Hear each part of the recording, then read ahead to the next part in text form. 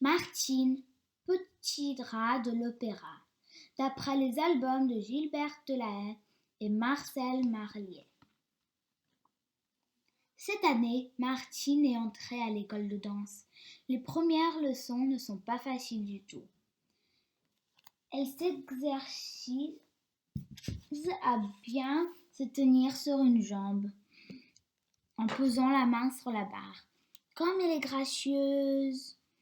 Tournez la jambe en dehors, Martine. Arrondis les bras, comme ceci. Regardez. Voilà, c'est presque parfait. 25 fois, mademoiselle Irène explique aux élèves comment ouvrir le pied vers l'extérieur à lever le bras sans se raidrir, avec une aisance naturelle. Un petit roi doit exécuter correctement les 5 positions de base en pliant les jambes avec souplesse.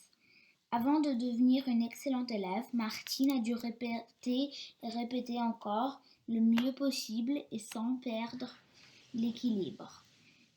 Mademoiselle, recommençons. Regardez-vous dans le miroir et suivez bien la mesure. 1, 2, 3, 4. Ensemble, s'il vous plaît. Minouche, le petit chat de la maîtresse, est assis juste à côté du piano. Il observe tout et connaît chaque figure par cœur, les arabesques, les pirouettes et les entrechats. Mais quand il essaye d'imiter les danseuses, il ressemble plus à un clown qu'un petit rat. Une parfaite danseuse ne doit pas seulement effectuer des enchantements difficiles, elle doit aussi apprendre à se déplacer avec grâce. Il faut être souple comme le chat, agile comme l'écureuil et élégant comme le cygne. Mais Martine a parfois mal aux jambes et aux pieds à cause des exercices et des chaussons de danse.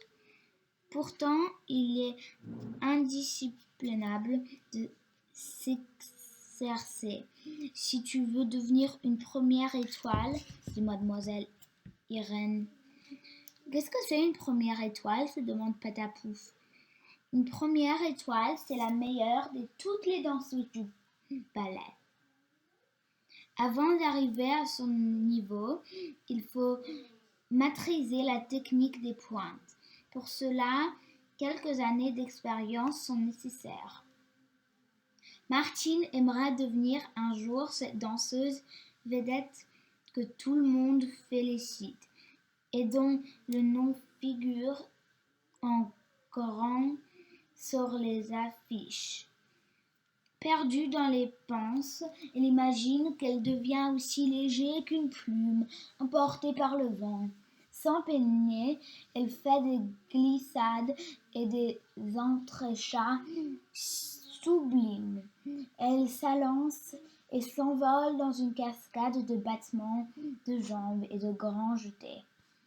Martine est convaincue un jour, elle dansera le ballet de Cendrillon à la perfection, sur la scène du Grand Théâtre. Tous ses amis seront présents pour admirer la merveilleuse présentation. Aux 12 coups de minuit, le prince la soulèvera dans les airs sous l'applaudissement de la public. C'est le plus grand rêve de Martine, et si elle continue à s'entraîner, il deviendra réalité.